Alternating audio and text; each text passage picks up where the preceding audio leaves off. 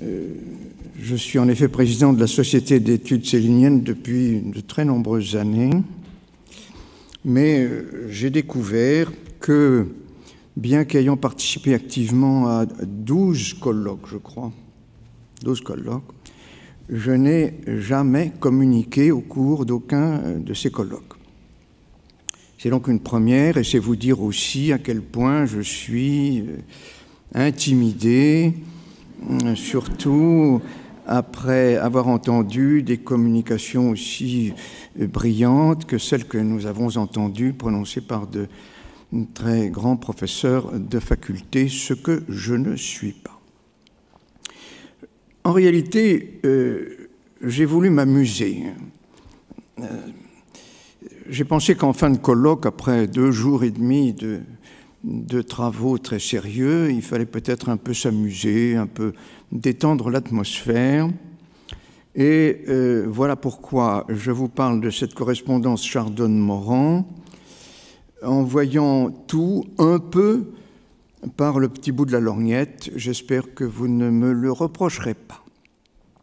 Alors, la correspondance entre Morand et Chardonne était très attendue depuis des années. On en a presque parlé plus avant la publication que depuis qu'elle a été publiée en novembre 2013, parce que tous les gens avides de choses malsaines attendaient des propos scandaleux que finalement on n'a pas trouvé vraiment. Il y a quelques phrases antisémites, mais enfin, de ce point de vue, tous les gens avides de malsains ont été déçus par cette publication.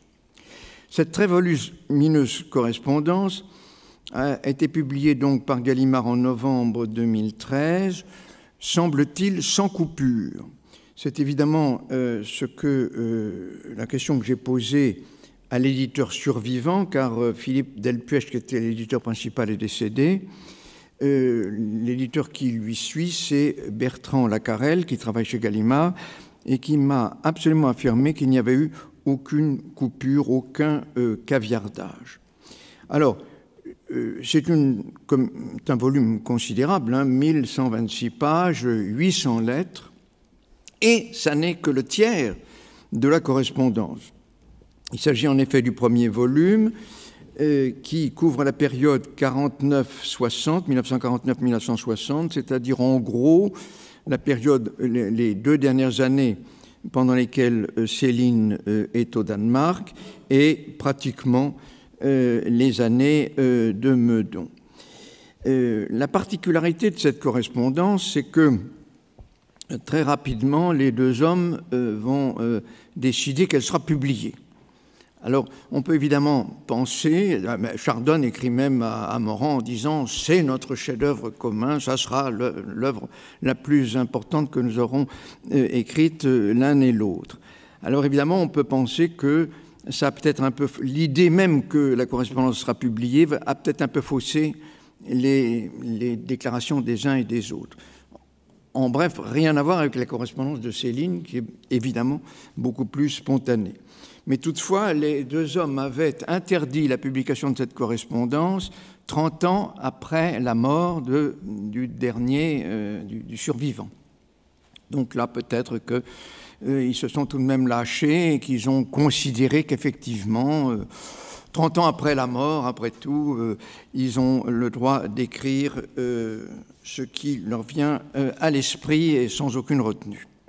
Alors, Chardonne, Morand et Céline sont 3 écrivains français qui sont, disons, à peu près de la même génération, encore qu'il y ait 10 ans entre l'aîné Chardonne, qui est né en 84, et Céline, le plus jeune, né en 94. Morand, pour sa part, était né en 88. Pour continuer le rapprochement entre l'un et l'autre, chacun sait que les 3 hommes étaient antisémites. Ils ont été critiqués aussi, tous les 3, pour leur attitude pendant la Seconde Guerre mondiale, et ils feront l'objet de traitements différents, conformes d'ailleurs au rôle qu'ils ont joué l'un et l'autre pendant l'occupation allemande. Alors Chardonne, pour sa part, était à la fois germanophile, anglophobe, antisémite. Il avait participé, c'était le reproche principal qu'on pouvait lui faire, au premier congrès des écrivains européens à Weimar, en octobre 1941, à l'invitation de Goebbels, avec Drieux-La Rochelle, Jouandeau et quelques autres, et Brasillac bien entendu, à la différence de Céline qui, me semble-t-il, n'avait pas été invitée, et de Morand qui avait été invité, mais qui prudemment avait décidé de ne pas participer au voyage. Je précise qu'en 1942, c'est-à-dire l'année suivante, Chardonne récidive avec les mêmes, et c'est lui qui présidera même la délégation française. J'ajoute enfin qu'il revient de ces deux voyages absolument, littéralement enthousiasmé. Alors Morand, quant à lui, comme chacun sait, est en poste à l'ambassade de France à Londres au moment de la débâcle. Et il décide de faire le chemin inverse de celui suivi par le général de Gaulle, en ce sens qu'il rentre en France avec toute son équipe. Il rejoint Vichy, ce qui n'est d'ailleurs pas du goût du maréchal qui le révoque. Mais en 1942, au moment du retour aux affaires de Pierre Laval, ce dernier le nomme ambassadeur en Roumanie, où il restera pendant 3 ans, puisqu'il en rentrera 2 ans, puisqu'il en rentrera en 1944, en raison de l'approche de l'armée rouge, avant de se faire nommer très habilement par le même, c'est-à-dire par Pierre Laval, tout à fait in extremis, ambassadeur à Berne. Céline lui avait d'ailleurs dit à l'époque « Vous autres diplomates, vous faites toujours votre plein d'essence à temps ». Propos que Morand lui rappela dans la lettre qu'il lui adressa le 3 août 1957 pour le remercier de l'envoi d'un château l'autre. Pour ce qui est de l'attitude de Morand pendant la guerre, même Céline, qui est pourtant prompt à comparer sa situation à celle d'autres écrivains qui s'en tiraient mieux que lui, écrira à Pierre Monnier, Morand, pendant l'occupation, a donné quelques articles fort bienvenus, ma foi, sur la joie de retrouver les fiacres. Propos tempérés dans cette même lettre du 19 janvier 1950 par ce rappel, j'aime pas moucharder, mais je suis bien forcé de comparer, puisqu'on veut m'étrangler à toute force, me comparer à quelqu'un, Morand, me paraît bien comparable, d'autant plus qu'il avait écrit « France la Dulce », qui n'était pas à piquer des vers. Alors moi, je n'avais pas lu, évidemment, France la Dulce.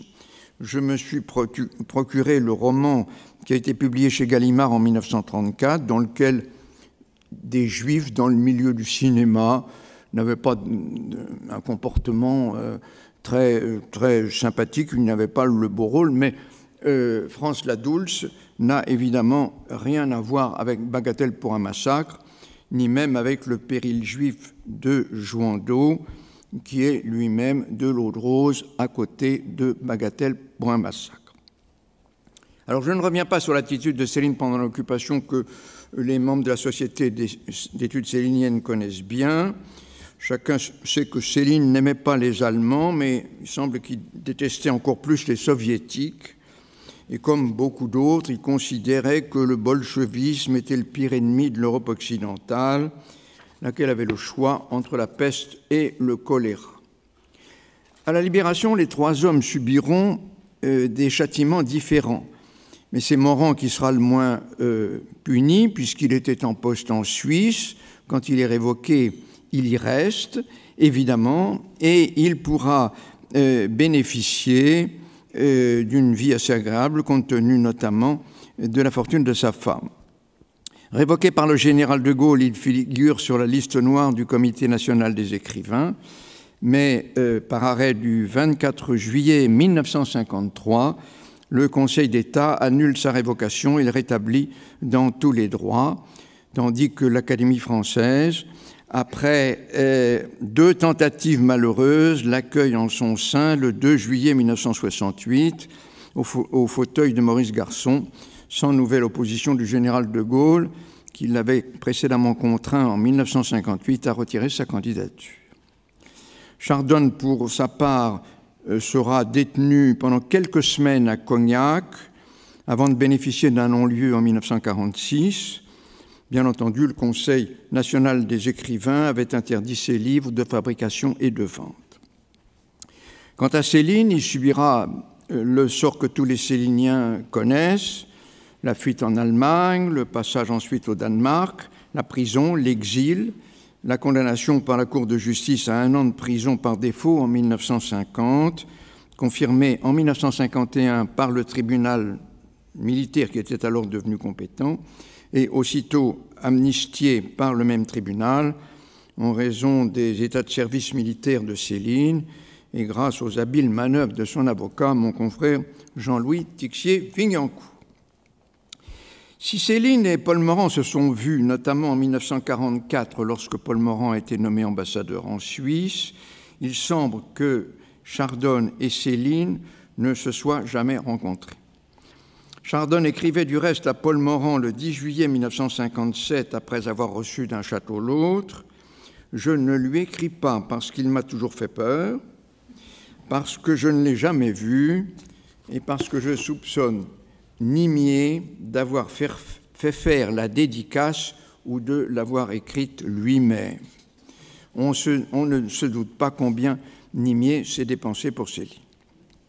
Alors, que pensait Céline de Chardon écrivain? À ma connaissance, il ne l'avait jamais lu. Dans sa correspondance, il le confond d'ailleurs constamment, régulièrement avec Chadourne, et quand il parle de lui, ce ne sont pas des jugements littéraires qu'il porte, mais pour se plaindre du fait qu'il est en liberté, tandis que lui est en exil au Danemark.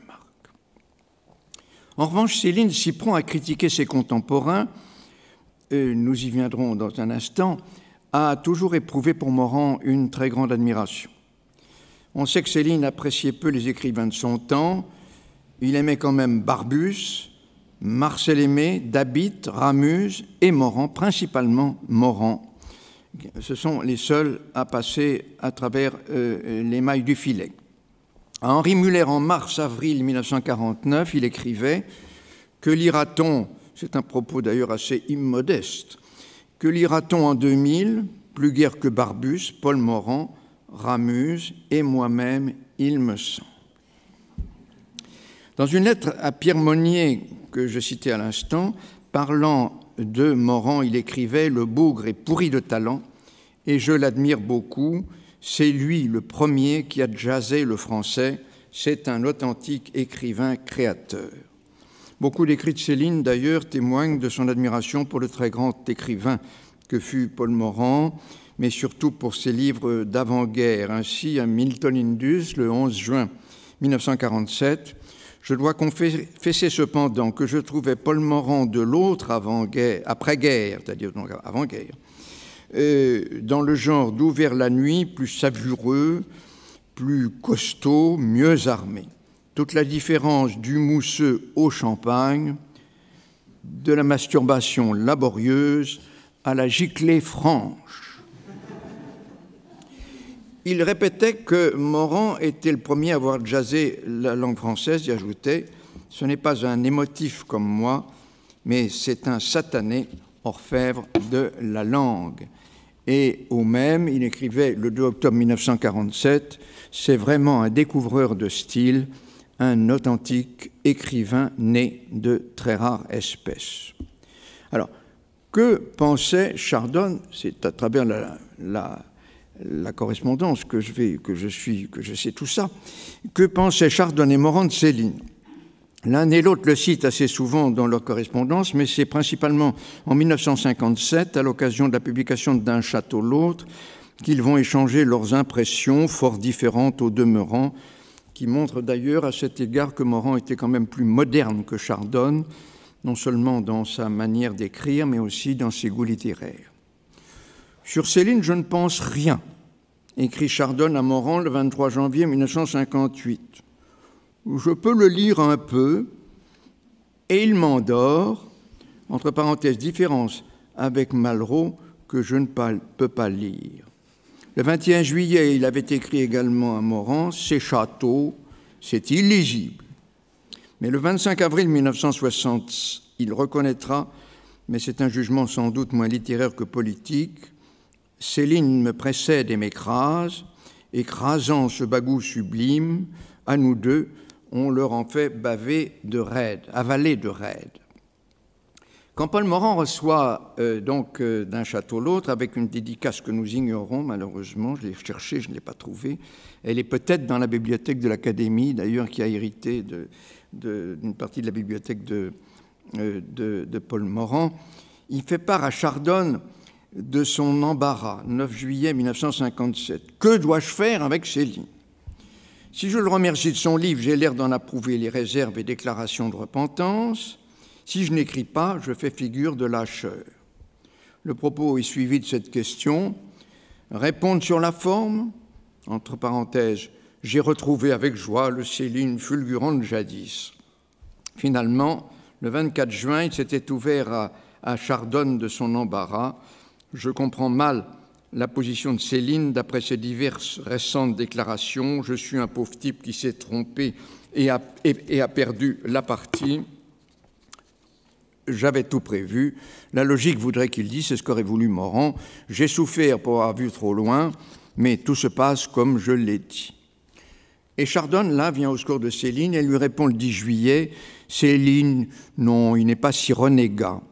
Et puis c'est dans sa ligne d'être un peu renégat. A-t-il jamais pensé quelque chose qui tienne? Point d'interrogation. Il mérite une chaleureuse lettre de vous, il a souffert. Alors convaincu, Morand, après donc beaucoup d'hésitation, écrit à Céline le 3 août dans une lettre dont il a communiqué le texte à Chardonne, que j'avais d'ailleurs publié dans la biographie. Je vous ai lu pendant ce début de vacances avec une émotion que vous imaginez mal. J'en étais resté aux entretiens avec le professeur Y qui m'avait déchiré l'âme et l'oreille. C'est le livre d'un fauve enragé, fou de douleur, bouleversant, illisible pour moi, un crime de mort imprécatoire. Et puis aujourd'hui, la surprise, la joie de retrouver le talent d'il y a 20 ans, aussi jeune, aussi fort, enrichi de l'appauvrissement de l'homme. Ensuite, après avoir évoqué quelques souvenirs, dont celui du sinistre Charbonnière que Morand avait connu dans la carrière, votre succès est prodigieux, les jeunes vous vénèrent, votre message est attendu, reçu, compris. La génération qui vient est comme les autres, elle déteste les pères, mais elle aime les grands-pères que nous sommes. Cela nous aidera à passer le pas. J'ajoute que dans une lettre inédite de Morand à Chardonne du 6 juillet 1961, comme cette partie de la correspondance n'est pas encore publiée, c'est une lettre inédite, quelques jours après la mort de Céline, il écrivait « Il a été tué par son séjour en prison en ce Danemark qui avait déjà tué, ou presque, Léon Bloy et Hamlet, et enlevé par un Vichysois à mauvaise conscience, notre ambassadeur Charbonnière, sorte de lapin à guêtre, de petit Norpois qui avait, au dernier moment, accroché son wagon à la Résistance. Je rappelle ici ce que Paul Morand a écrit de Céline dans Mon plaisir en littérature, l'associant d'ailleurs dans son hommage à Bernanos. Céline Bernanos, deux prophètes, deux généreux, deux virils, deux solitaires, deux marqués, deux admirables invectifs, doués de la seule élégance supportable, parce que derrière les mots, le cœur. Et à la page suivante, il écrivait « Il n'a pas d'amis sur terre, ni au ciel. Ce n'est qu'un médecin de quartier et pas de quartier du paradis. Il ne possède que sa femme et son chat. Il n'a jamais eu à renier de parti n'en ayant pas, ni de maître étant son maître. Son confesseur, c'est le lecteur. Il est l'homme parfaitement libre. Un homme libre, cela se reconnaît à ce qu'il finit au cachot. » Alors, après vous avoir donné ainsi les opinions des uns sur les autres, je voudrais maintenant aborder deux sujets connexes, à savoir le jugement porté par les trois hommes, donc Céline, Chardonne, Morand, sur certains de leurs contemporains d'une part et sur les hommes de la nouvelle génération d'autre part. La similitude de leur jugement est tout à fait frappante. Mais je dois dire que je ne suis pas très objectif, en ce sens que j'ai limité mon propos aux avis des uns et des autres sur Gide, Mauriac, Malraux et Proust. Vous m'accorderez que ce n'est pas un choix innocent. Alors commençons par André Gide. Les lettres de Morand, qui sont émaillées de propos homophobes, n'épargnent pas Gide, avec lequel il est parfois très injuste. Ainsi, de Tanger, le 15 septembre 1956, Gide, parfait homme de gauche, a été porté au Panthéon pour avoir 80 ans durant enculé les petits Arabes. C'est un propos qui est évidemment à rapprocher de ce qu'écrivait Céline Hamilton Indus le 11 juin 1947. C'est à peu près vraiment la même chose. Même tabac pour Gide, c'est vraiment la même phrase. Même tabac pour Gide. Sa gloire est d'avoir rendu ou re-rendu l'enculage licite dans les meilleures familles. Gide a droit à toute la reconnaissance des jeunes bourgeois et ouvriers que l'anus tracasse. Et cet extrait de lettre à Ernst Berns du 22 janvier 1949, Gide est un notaire, je crois un excellent critique, mais tout de prose, aucune transe chez lui, si ce n'est à la vue, alors c'est encore une reprise, des fesses du petit bédouin. Chardon est, assez curieusement, et Morand critiquait autant l'écrivain que l'homme. Chardon, le 30 octobre 1956, à Paul Morand, Gide a manqué de simplicité envers lui-même, de tout. Il a voulu faire une vertu. Même la simplicité de son style ment, cela baigne subtilement dans un vilain sirop. Je ne pouvais pas le voir, Blanche, c'est-à-dire Madame Chardon, le détestait. Et le 11 novembre 1960, j'aurais pu voir Gide souvent, je ne l'ai vu que 2 fois 10 minutes, j'en avais horreur. Cette sincérité gluante d'artifice, faux jusque dans le vrai. Et il faut noter que Paul Morand rejoint Chardon dans cette opinion, car Morand n'aimait pas non plus Gide. Ainsi, le 8-9 novembre 1960, ce qui se dégage de l'étude de Gide, c'est le ridicule du personnage. Ce fut à le fréquenter la même impression que j'eus dès 1920.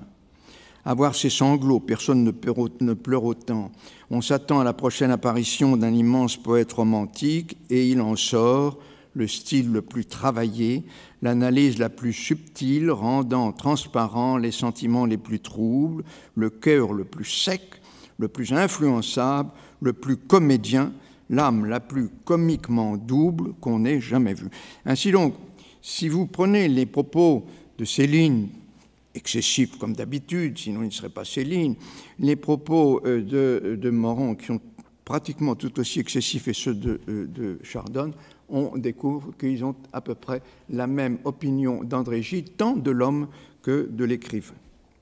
Alors, en ce qui concerne François Mauriac, je dois dire qu'il ne s'en tire pas mieux, pas beaucoup mieux qu'André Gide, et là encore, les 3 hommes sont à l'unisson. Les jugements de Chardon sont d'une exceptionnelle sévérité pour Mauriac. Le 29 janvier 1959, les romans ne valent rien, trop bâclés. Mais il y a toujours 20 bonnes pages, disait Bidou. Aucune de ces œuvres ne restera, je crois, restera un je ne sais quoi que l'on peut appeler un grand écrivain, le journaliste en somme. Et le 7 octobre, c'est renfermé, c'est le battement d'ailes d'un oiseau captif, prisonnier du confessionnal, des petits péchés de la province, d'un tout petit monde littéraire et qui cherche de l'air dans l'au-delà. Et encore le 15 décembre 1957, Mauriac, c'est l'homme le plus desséché et le plus perfide. Et le 19 novembre 1959, il approuvait un article qui venait d'être publié par Paul Soudet, mettant dans le même sac Baudelaire, Dostoïevski et Mauriac, un mélange d'immortalité fétide et de christianisme malsain qui se complaît dans le repentir. Paul Morand partageait exactement l'avis de Chardon sur Mauriac, encore qu'il soit peut-être quand même un peu plus indulgent que les autres. Le 24 janvier 1959, il citait à Chardon des extraits d'une étude de Marcel Viriat sur Mauriac, et il faisait les propos de Viriat, il les faisait siens. Une certaine niaiserie le porte à croire que la grâce se rencontre de préférence au bout d'un itinéraire de perdition. Soufflant successivement la pitié et la haine, il enfonce dans des contradictions qui l'en rendent suspect à tout le monde. C'est un grand nerveux qui se prend volontiers pour le commandeur des croyants. Il touche à tout, tranche à tort et à travers. Il ne dédaigne ni les honneurs, ni les cérémonies officielles où sa longue tête hébétée lui donne l'air d'un cheval posant chez le photographe. Et c'est là vraiment du Morand, il portera sa grande croix jusqu'au bout du calvaire. Il s'agissait évidemment de la grande croix de la Légion d'honneur, vous l'avez tous compris. Cependant, je dois dire que Paul Morand critiquait l'homme plus que l'œuvre, car il le cite assez souvent dans la correspondance et il le lit aussi régulièrement dans l'Express, puis ensuite dans le Figaro. Quant à Céline, c'est évidemment le côté bondieuserie qui l'agaçait le plus chez Mauriac. En 1947, le 4 septembre, il écrivait à Albert Parras, mettant dans le même panier alors Duhamel, Sartre, Camus, Mauriac et Aragon, qu'il traite tous de croupions. Voici l'hommage collectif qu'il leur réservait. Je méprise trop toute cette valetaille d'enculés, éculés, vieillards, misés et remisés 100 fois. Ce sont des filles. Le 15 septembre 1947, de nouveau Albert Parras, Fernandez, brillant de ses turlupinades, m'avait conté des petits faits semblables. Mais il pensait surtout que les petits enfants de cœur tentaient Mauriac, hésitant, morfondant, confessant, fessant. Le 19 février 1955, écrivant à Jacques Ferty, le jugement de Céline était cette fois-ci d'ordre un peu plus littéraire. Pour moi, Jules Romain, Genès, Sartre, Mauriac, Monterland, Lacretelle, etc., etc., exactement même tambouille, chromo plus ou moins maniéré, tarabiscoté. En bref, si les trois hommes n'aiment Mauriac ni les uns ni les autres, on peut dire tout de même que les critiques vont plus à l'homme qu'à l'écrivain et plus au romancier qu'au polémiste, même si aucun d'entre eux ne partage ses opinions, notamment à l'époque de la guerre d'Algérie. Un mot maintenant de Malraux, qui a été lui aussi beaucoup malmené par ses trois confrères. Morand, le 4 août 1957. Malraux est un mythomane type. Chardonne, 28 novembre 1957. Malraux s'est surpassé dans l'horreur de son obscur bafouillage. Chardonne, le 23 octobre 1957, dira avoir écrit à Jacques Laurent, qui avait appliqué à Malraux le mot virtuose de sa vie, c'est-à-dire aventurier farceur, je veux bien, mais nullement virtuose de la plume, infirme plutôt. Chardonne, le 18 janvier 1958, ce qui est infâme chez Malraux, c'est qu'il écrit plus mal encore que Paul Adam. Mais dans ses correspondances alors secrètes et pour 30 ans, Morand s'amuse et il le reconnaît. Hein. Il écrit le 22 janvier 1958, « Comme je vous l'ai écrit avant-hier, j'aime mieux que vous ne diffusiez pas tout ce qu'un moment d'humeur m'a fait écrire de cran sur Malraux, l'homme a beaucoup de charme. » Donc effectivement, les hommes, sachant que cette correspondance ne sera pas publiée avant 30 ans, vont peut-être quelquefois au-delà, ils s'amusent, hein, ils vont quelquefois au-delà de ce qu'ils pensent véritablement. Et c'est pourquoi, fréquemment, ils versent dans l'excès. Alors, j'en reviens à Malraux pour vous dire ce qu'en pensait Céline. Le 20 septembre 1934, il écrivait à John Marks « Malraux me semblait splendidement doué, et puis il a manqué de pudeur, d'autocritique et de véritable expérience. Il s'est pris au sérieux. À présent, il est devenu tout à fait putain. Je ne crois plus qu'il en sortira rien de vagues bafouillages orientaux, prétentieux et gratuits. » Ainsi donc, pour Gide comme pour Mauriac, et pour Malraux, finalement, les avis des trois hommes concordent. Alors pour ce qui est de Proust, les jugements diffèrent un peu parce que Morand avait connu Proust dans sa jeunesse, ils avaient entretenu une relation amicale, ils ont été l'un et l'autre extrêmement proches. Les deux hommes étaient du reste du même monde, hein, et l'auteur du nom de la recherche est fréquemment cité par celui d'Ouvert la nuit. Il est même une référence constante chez Morand. Chardon, lui, est plus réservé. Le 26 décembre 1956, je relis Proust. Après le 3e tome, c'est assez effrayant. Il a tous les vices littéraires, tous les défauts, de la poudre aux yeux, car il réduit tout en poudre, énorme attirail d'analyse pour tout saisir et tout s'échappe. Il en dit trop. Il reste séduisant, car nous aimons les vices. Le 23 mars 1957, probablement avoir achevé la lecture, la relecture en réalité de la recherche, il lui écrit « À présent, j'ai une idée sur Proust. Le peintre chez lui est merveilleux, le peintre de personnages, d'un instant, d'objets, et tout ce qui a un aspect vrai des choses vues et racontées, genre mémoire. C'est la moitié de l'ouvrage. Pour cette moitié, on peut excuser le reste, presque insoutenable, toute la marmelade de psychologie sophistiquée dans son délayage. » Quant à Céline, on sait évidemment qu'il s'est déchaîné sur Proust, comme il l'avait fait pour Gide, avec les petits Arabes.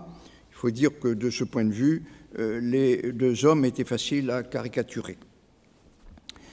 Tout le monde connaît cette phrase que je répète, que je vais lire s'il y avait quelqu'un qui ne la connaissait pas. Hamilton Indus, le 11 juin 1947. Proust explique beaucoup pour mon goût. 300 pages pour vous faire comprendre que tuture, encule, tatave, c'est trop. Mais il arrivait aussi, comme on pouvait attendre de Céline, de critiquer Proust pour son ascendance juive, écrivant à Lucien Combel le 12 février 1943. Oh, c'est très simple, talmudique. Le Talmud est à peu près bâti, conçu comme les romans de Proust, tortueux, arabescoïde, mosaïque désordonnée, le genre sans queue ni tête. Et dans l'œuvre, dans cette même lettre, quant au fond de l'œuvre proustienne conforme au style, aux origines, au sémitisme, désignation, enrobage des élites pourries, nobiliaires mondaines, inverties. Mais Céline était cependant forcée de reconnaître dans cette même lettre qu'il avait été touché par certaines lectures de Proust. Toute cette tendresse, cet apitoiement sur sa grand-mère, fort bienvenu d'ailleurs, j'en conviens, réussi, et dont tous les critiques ariens, à juste titre, s'émerveillent.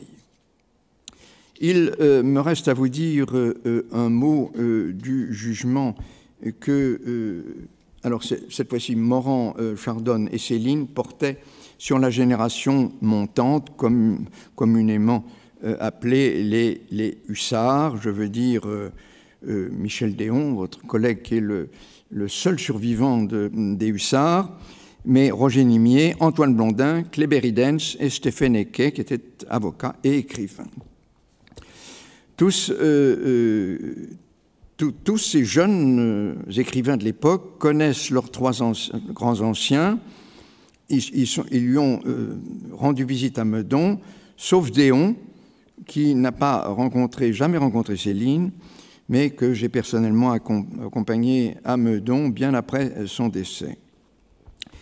Céline les aimait tous, mais leur préféré était incontestablement Roger Nimier, que l'on découvre dans la correspondance Morand-Chardon comme étant fragile et dépressif d'ailleurs, alors qu'à Paris tout le monde, et plus particulièrement les femmes, le considéraient comme une sorte de brillant papillon, toujours prêt à rire et à se moquer des autres et de lui-même.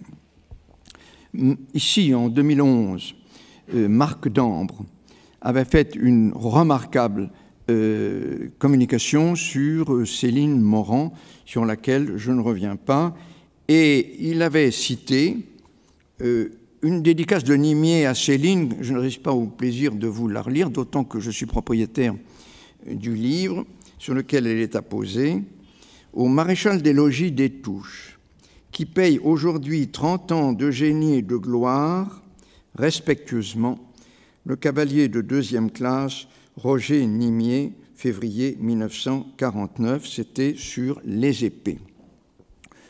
Et puisque nous avons un peu de temps, vous m'accordez un peu de temps ? Je vous dirai comment je suis entré en possession de ce livre. J'étais avec Madame Destouches dans les années, à la fin probablement des années 60, peut-être début des années 70, au Danemark, où elle n'est retournée qu'une seule fois, avec une équipe de télévision qui nous a filmé, qui l'a filmé principalement, de Sigmaringen jusqu'à Copenhague et jusqu'à Korsør. Et nous avons visité, il est retourné pour la première fois dans Fanhuset, qui était la maison d'été, la petite baraque d'été au bord de la mer Baltique. Et là, il y avait des gens qui passaient les vacances, qui nous ont dit « Oh, mais vous pouvez monter là-haut, si vous voulez, dans le grenier, là, il y a encore des livres français. » Et alors, je suis monté, évidemment, pour une échelle, je suis monté dans le grenier, et j'ai trouvé ce livre, Les épées dédicacées, comme je viens de le dire. C'était une trouvaille merveilleuse, et aussitôt, Lucette m'a dit « Je te le donne. » Voilà. Alors, j'en reviens à l'opinion de Céline sur Nimier. Il écrivait à Albert Parras en 1951, il était encore au Danemark, il n'avait jamais rencontré Nimier, qui verra très souvent par la suite. C'est le sens des campagnes actuelles, moro-français. J'accepte Nimier, qui écrit, lui, en français direct vivant, pas en français de traduction raplati mort. Et à Nimier lui-même, le 13 janvier 1950, je poursuis la lecture de votre livre, c'est du labeur, c'est terrible de travail et c'est réussi. Je n'ai malheureusement pas votre subtilité proustienne, je ne suis plus dans l'analyse. En médecine, j'en suis féru, pas en lettres, mais seulement la chanson m'enchante, je suis populeux. Et quand Céline lui envoie Le Hussard bleu en 1950, qui est un livre dont on pourrait beaucoup parler, parce que c'est une relation de la Seconde Guerre mondiale par Nimier, qui avait participé, qui s'était, je crois, engagé dans l'armée française, qui avait participé pendant quelques semaines, peut-être quelques mois, au dernier combat de la guerre. « Ah, monsieur, vous me faites joliment plaisir en m'envoyant votre hussard. Je me marre dès la première page et à la 20e, j'arrête plus.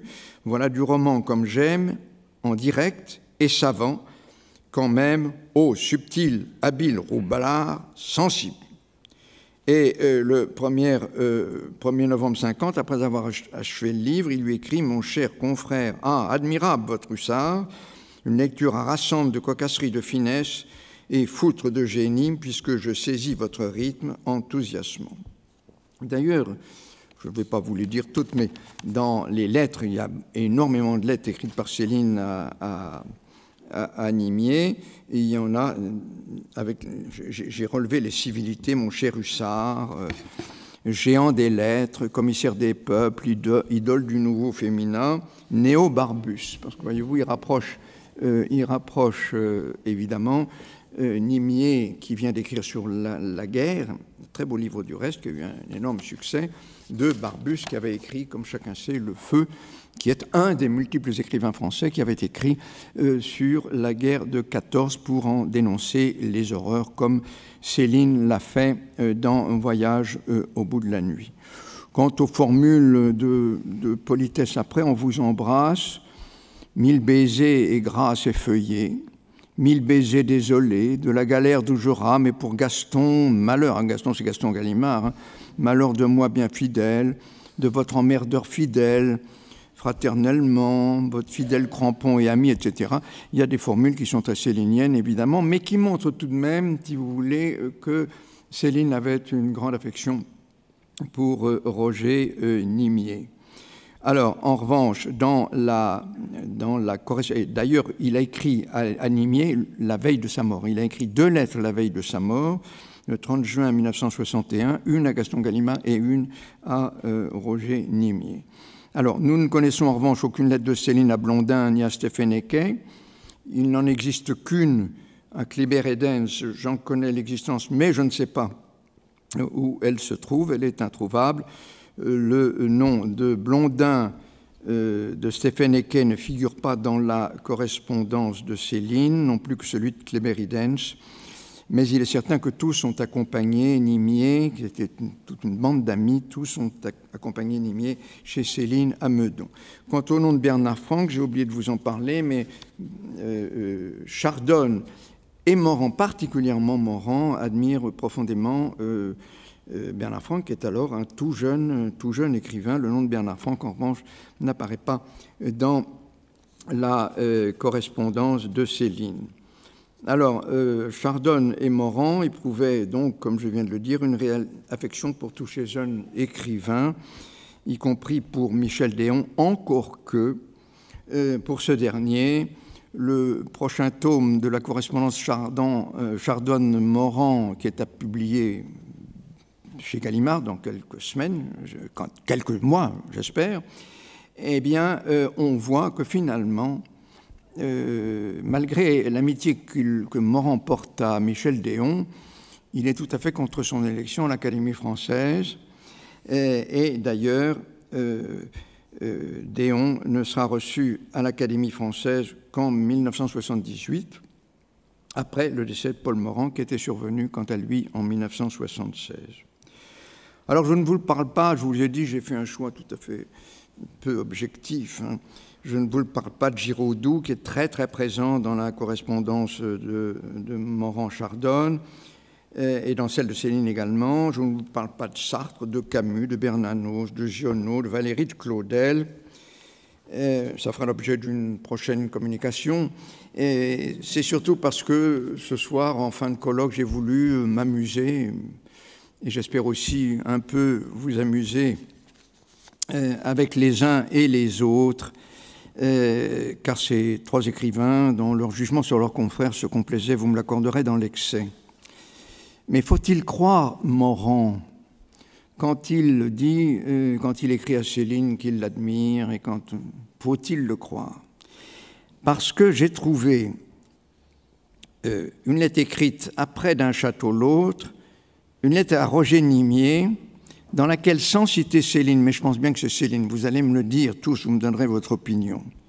Je vous dis qu'un auteur vanté aujourd'hui, et pour qui vous avez trop de bonté, passera comme le jazz. C'est un maître en jargon, infirme des lettres, mais virtuose de l'esbrouf, et qui, s'enfle comme il peut, sa vogue actuelle fera lire, si l'on se souvient encore de son nom, de son visage débile de femme nerveuse et des mines qu'il a faites devant le photographe et les foules pour avoir l'air impérieux. Il me semble que, écrit juste après la réception d'Un château l'autre, ça s'applique à Céline. Mais ça peut peut-être aussi s'appliquer à Malraux, parce qu'il était fort antique, et il était aussi tout à fait impérieux, toujours impérieux, devant les foules. À vous de choisir. Voilà ce que je voulais vous dire, mais cette petite citation m'amène à conclure en vous disant, la conclusion de tout ça, c'est que les hommes sont facilement méchants, qu'ils sont aussi hypocrites, et que sur ce terrain, Céline avait raison.